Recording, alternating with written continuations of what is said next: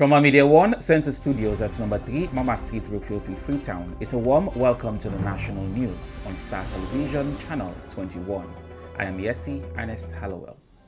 Coming up in this edition, the Chief of Defense Staff of the Republic of Sierra Leone Armed Forces, Lieutenant General Sullay Sesay, and senior management at the Ministry of Defense have outlined what they would like to achieve for the Army given the backlog of challenges.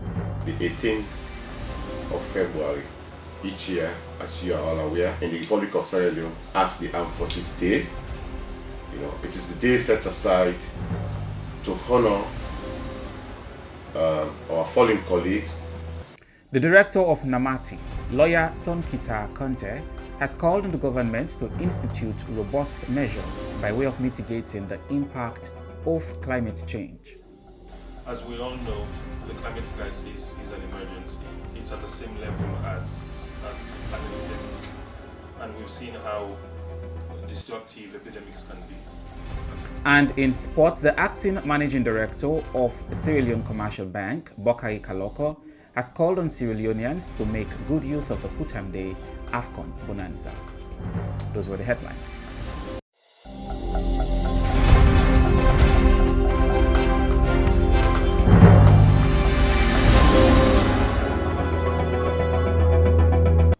Welcome back, and now for the news in details. As the Chief of Defense Staff of the Republic of Sierra Leone Armed Forces, Lieutenant General Sullay Sesay outlines what he and senior management at the Ministry of Defense would like to achieve for the Army, given the backlog of challenges that the military is currently faced with. He, however, expressed optimism that with the political will, some of the challenges will be addressed. He spoke to Abdul Rahman Kamara in this interview. The 18th of February each year, as you are all aware, in the Republic of Sierra Leone as the Armed Forces Day. It is the day set aside to honor our fallen colleagues. Previously, in the First and Second World War, but now we have included the 11-year war and the other wars we have also participated in Africa. The Armed Forces Day, therefore, is part of the Armed Forces Week, a week-long celebration which we used to observe. But this year, because of the COVID, we decided to just observe this one day, and it's going to be low-key. We're going to observe an interfaith service in Cochrane. Thereafter, we shall proceed to the war graves, wherein we will be laying the wreath to commemorate the fallen heroes of all the wars we have participated in. A whole lot of, activities that I've set aside, things that I want to achieve in my tenure. First, to start with, I want to have a professional army. An army that, of course, one the Sierra Leoneans can be boast of. Secondly, identify the problem of accommodation.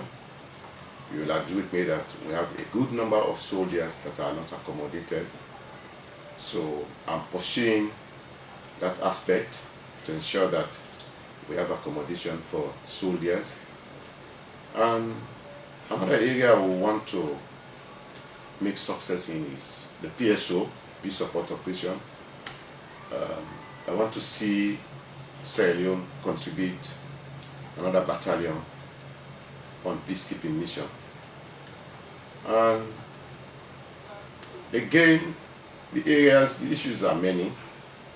I also want to develop the engineer regiment so that we can be able to also take part in developmental areas of the country.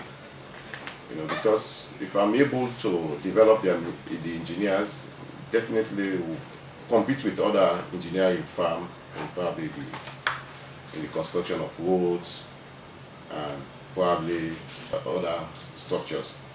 And lastly, I also want to see an ASLAF but we also contribute to the national development in terms of agriculture. At the moment, we have started a farm at Mano Dase. We also manage Dase for now. In fact, we also have plans to also have a farm at Komobe Mamila. We have made the necessary arrangement with the people.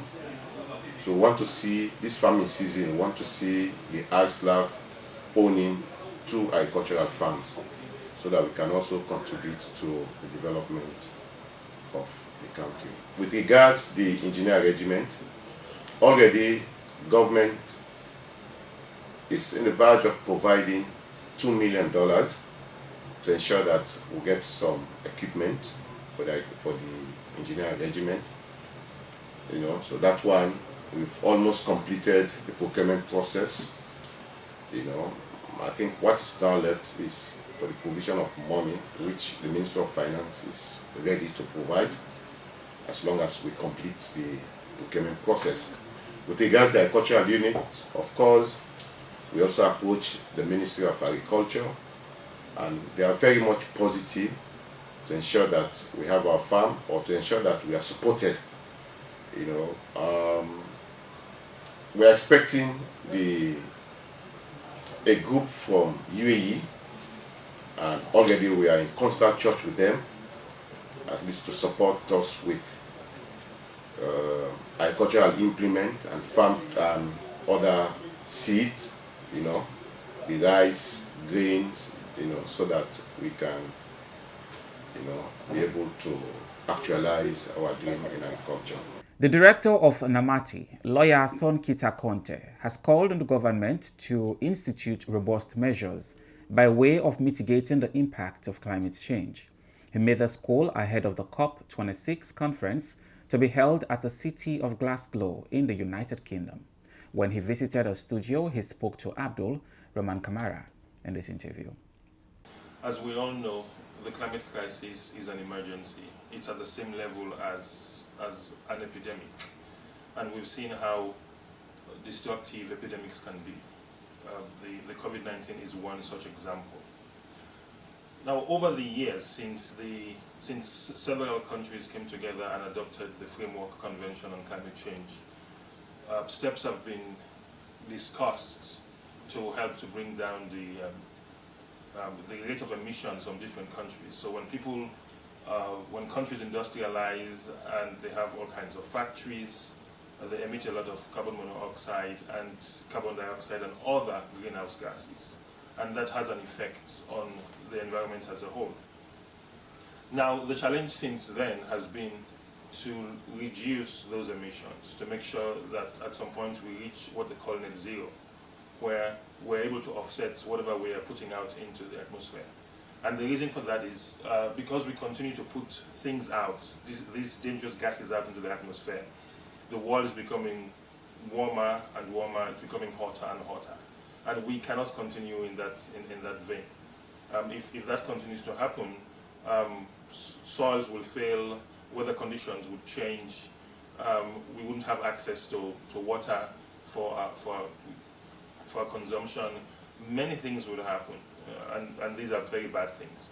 And so countries are now coming together to say, we need to take action as a collective, as a world, to ensure that we don't get to this state that we seem to be hurtling towards. And as we have seen over the years, the focus mostly has been on the industrialized countries, the ones that have the coal plants, the factories, the ones that are producing oil through fracking or through mining. So the focus has been on them, trying to get them to reduce their rate of emissions, as well as getting them to support non-emitters or emitters that are not at the same level as them, like Sierra Leone, for example, with financing, not to go down that same route. So to use alternative forms of development to get to where we want to get. And so that is about right. That is something that we should focus on. That's important. But in that piece that you mentioned, I'm arguing that countries like Sierra Leone that are most vulnerable to climate change, that have not contributed much to the emission that we see in the world today, should not just rely on those instruments to to see that change will happen, that as a country, we can and must take steps to limit or mitigate the effects of climate change, because we are already suffering from the effects of climate change. And it's obvious in the last rain season that we don't have as much rain, and it's not as regular as before. And when that happens, we know that the soils get affected, food security gets implicated,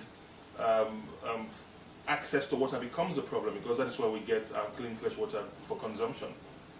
So there are things that Sierra Leone can do, that the government can do, to mitigate the impact of climate change. Sadly, we have been promising a lot and putting in programs, but we have been essentially undermining those actions. And one of the arguments I raised in the piece is the fact that we still, as a country, continue to endorse and actively participate in the export of timber in this country. That what the industrialized countries have done over the years, over the last 150 years, has had an impact on the world. That is very clear. And part of the reason why we have the Paris Agreement and the Treaty on Climate Change is because of that acknowledgement, that these countries need to scale back on how they emit these dangerous gases. They also need to put together financing to support countries that are most vulnerable to climate change, to the impacts of their activities. So there's no doubt about that. And we're very clear, and part of what would happen over the next week is that they would put pressure on these big emitters to come up with these funds that they have set out to do, to provide to vulnerable countries, as well as to really up their targets for reducing their emissions. So it is very clear that we are suffering as a result of what has happened over the last 150 years. But, and it's a very big but, Rahman, we cannot just sit down and undermine our own very existence by doing things that would increase the impact of climate change on our people. Many thanks to Abdul Rahman Kamara for conducting that interview.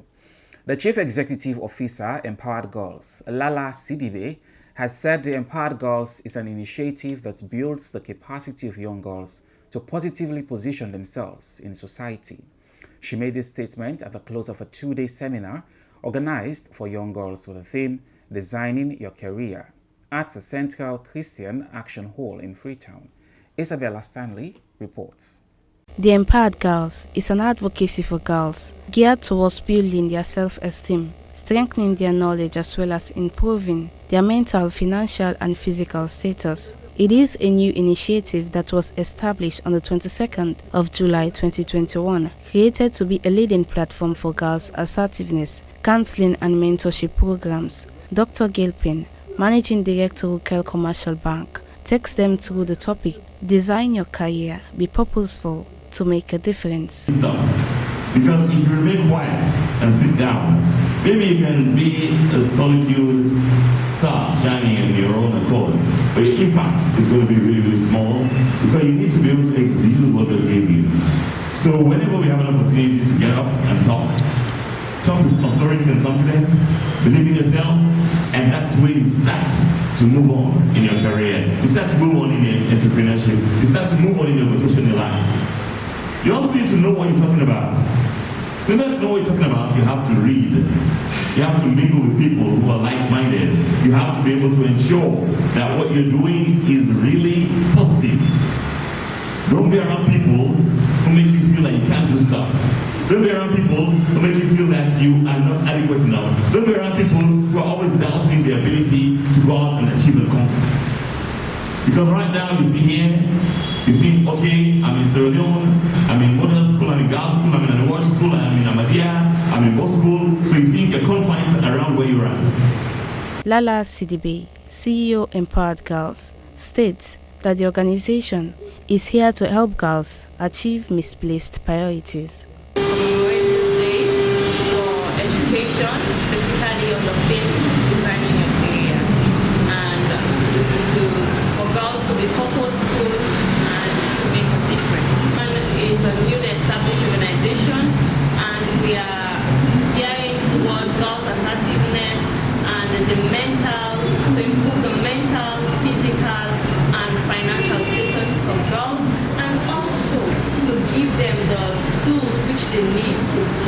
their lifestyle. Give less of peer pressure, misplaced priorities, societal misguidance, social media influences that mentally disturb these girls to push forward in their career. So we want them to know where they stand and how to move forward in creating more establishment for themselves and society. Martha Haman, a pupil at the Methodist Girls High School, said she has learned how to empower herself to be a greater asset to the society. Design of your career, a program that takes girls to another level, a program that will improve you to be the speaker of who you want to be, a program that will enable you to show your career and for you to be who you want to be. Your ability to do what you want to do and the aptitude is what the idea you have in you. Altitude is the rate that you can take that idea and the attitude. Well, for my school, I go to the school and tell them how great this platform is for culture. And for girls that are not in my school and they like to be part of this organization, I'll tell them the impact that I have from this organization.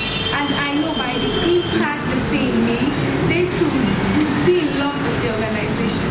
For Star TV News on Freetown, I am Isabella Stanley.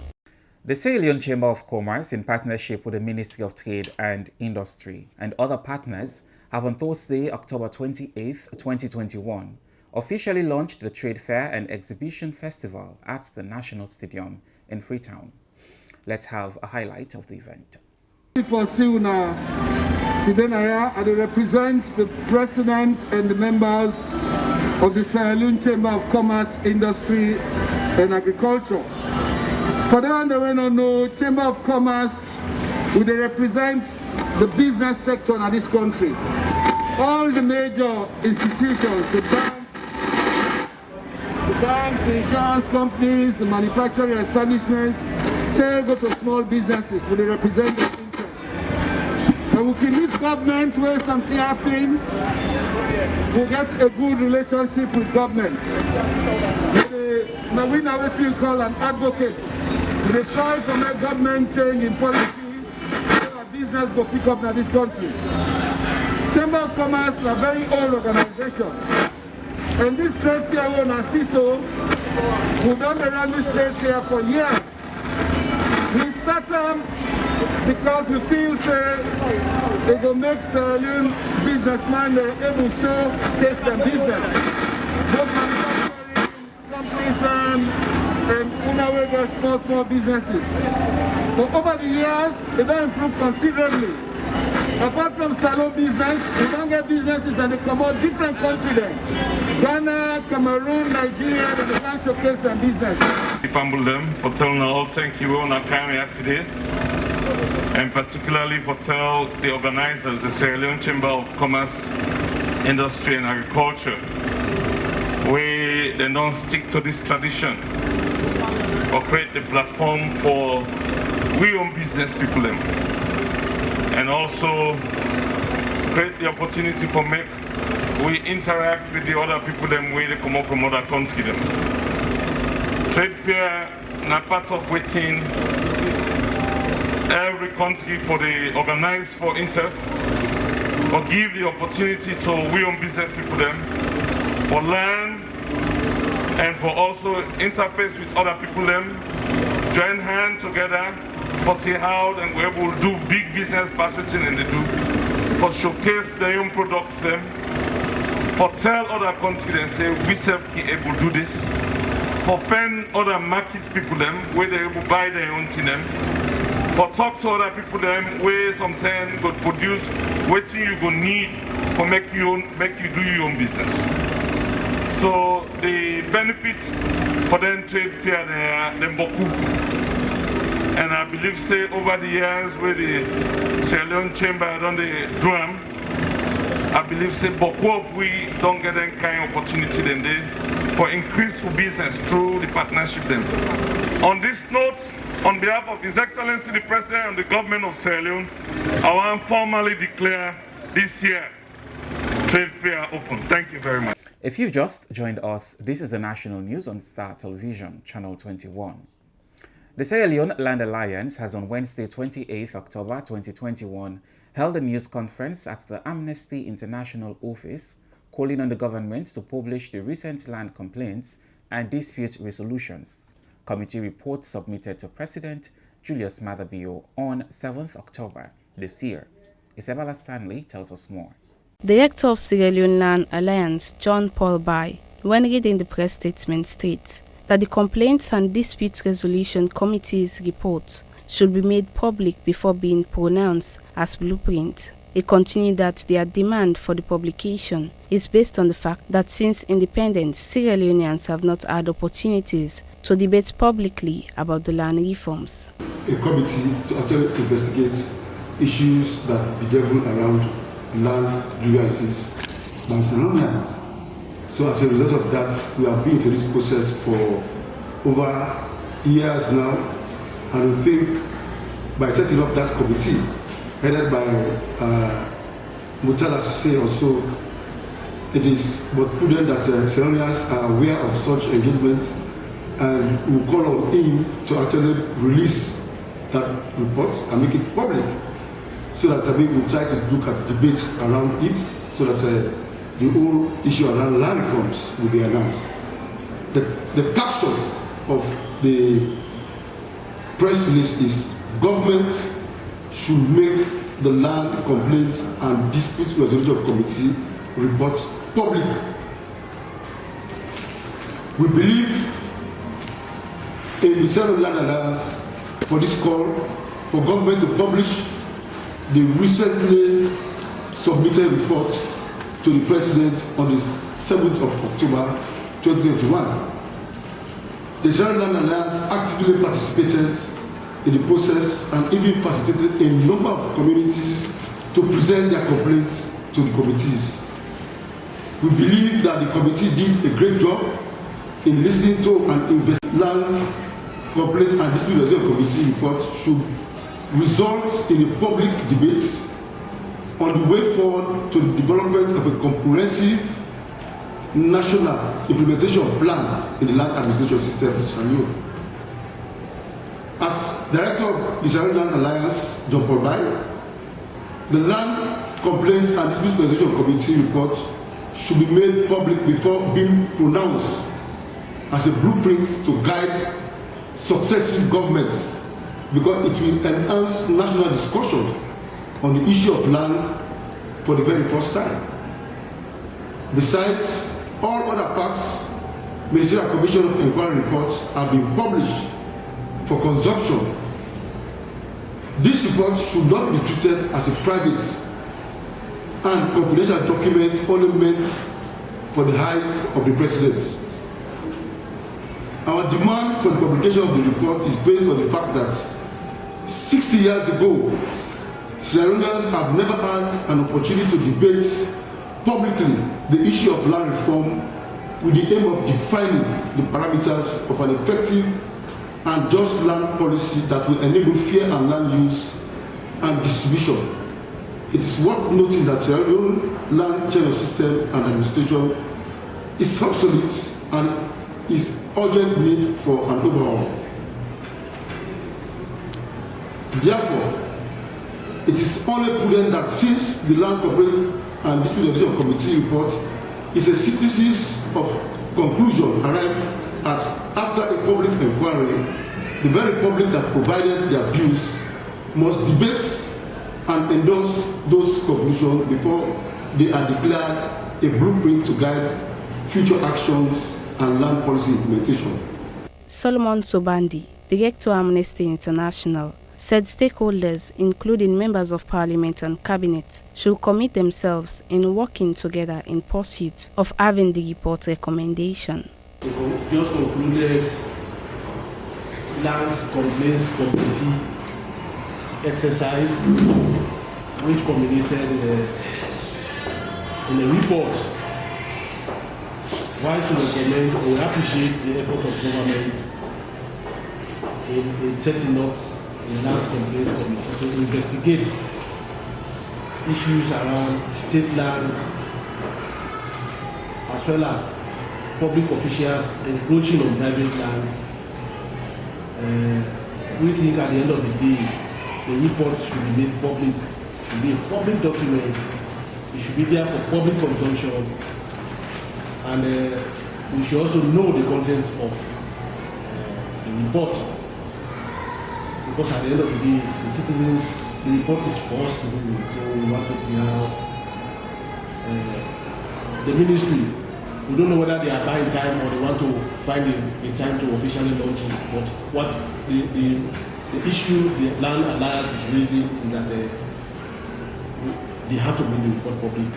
For Star TV News in Freetown, I am Isabella Stanley. The Sierra Leone Stroke Survivors Association, with support from the King's Foundation, celebrates World Stroke Day that is observed on October 29th every year. The celebration is to raise awareness on the causes of stroke and also to advocate for government support in dedicating a stroke ward at the Connaught Hospital. Here's a story. We have been working together with the King's Foundation, which is based at Connaught Hospital, which has been doing a lot of good for stroke sufferers, in the sense that whenever anybody with a stroke attack goes to Connaught Hospital, they actually take you to Choice Hospital, where they do the CT scan and they pay for it.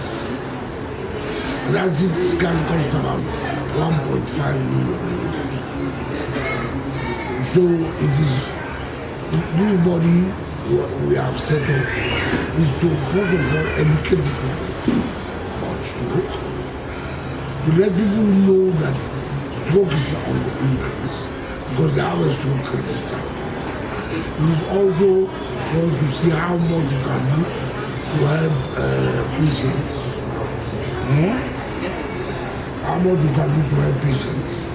And it's also about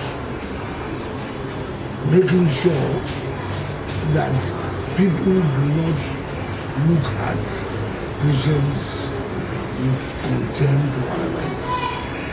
You see, the first myth that I want to dispel is that we have found out from all the researches that they've done from South Africa, England, everywhere else, that stroke is not caused by what people believe is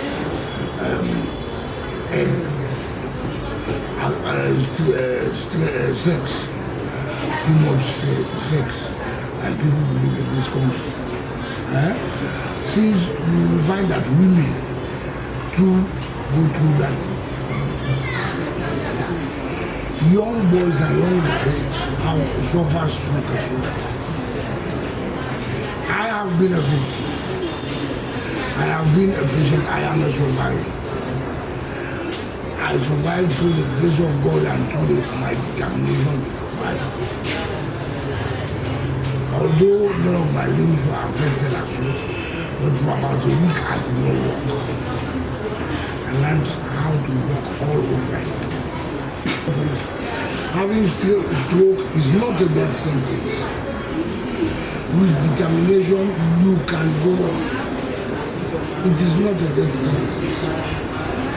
Neither is that is why this year's commemoration of World Stroke Day on Friday is hinged on 4 letters, which is the one letter is fast.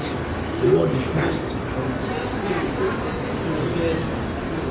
That is, we should be fast. That is, if you watch the person and notice that the person's face, F, is drooping, then the arms are getting weak, speech is being impaired, then in a timely manner, that is T, that person should be rushed to the hospital immediately and taken care of.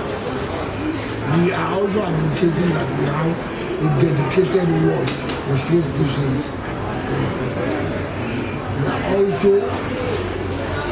We are also calling upon all well-meaning citizens to help us in this fight against stroke.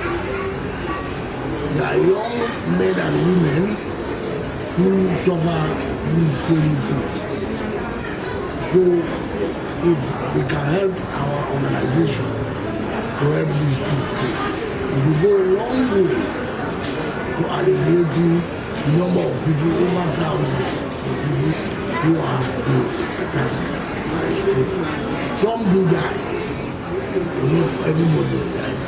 Especially if the resistance is low, especially when you're old, you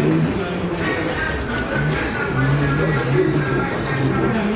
You can try to alleviating the number of people, over thousands of people who are attacked by stroke.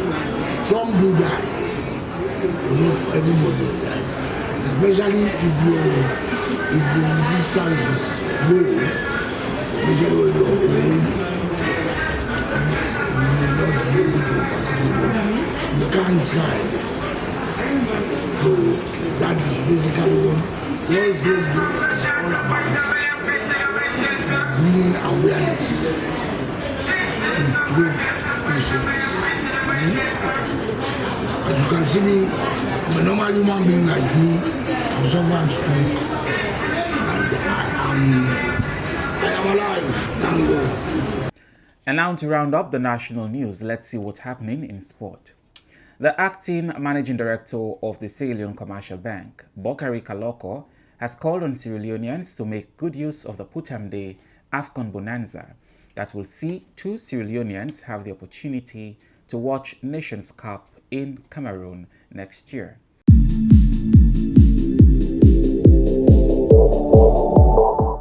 Sierra Leone Commercial Bank has launched Putam Day Cashbox promotion that will enable 2 of its lucky customers to watch Leone Stars play in the AFCON 2021 tournament in Cameroon early next year. The promotion is giving 2 opportunities to both old and new customers of the bank to win fully paid trips to watch all Leone Stars group stage matches at the AFCON 2021 in Cameroon. Raffle draws will be held every week up to the end of December, wherein customers will win branded Leone Stars jersey, and the 2 grand lucky winners of fully paid trips including all expenses to watch the group matches of Leone Stars in the AFCON 2021 competition in Cameroon.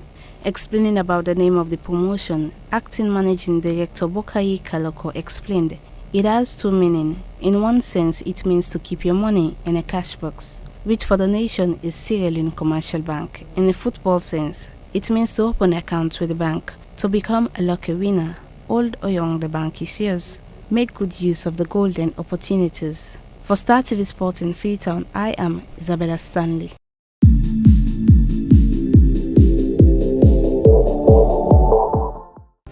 That's all we have for you in today's edition of the National News on Star Television, Channel 21. I am Yessi Ernest Hallowell. Many thanks for watching. Have a nice weekend.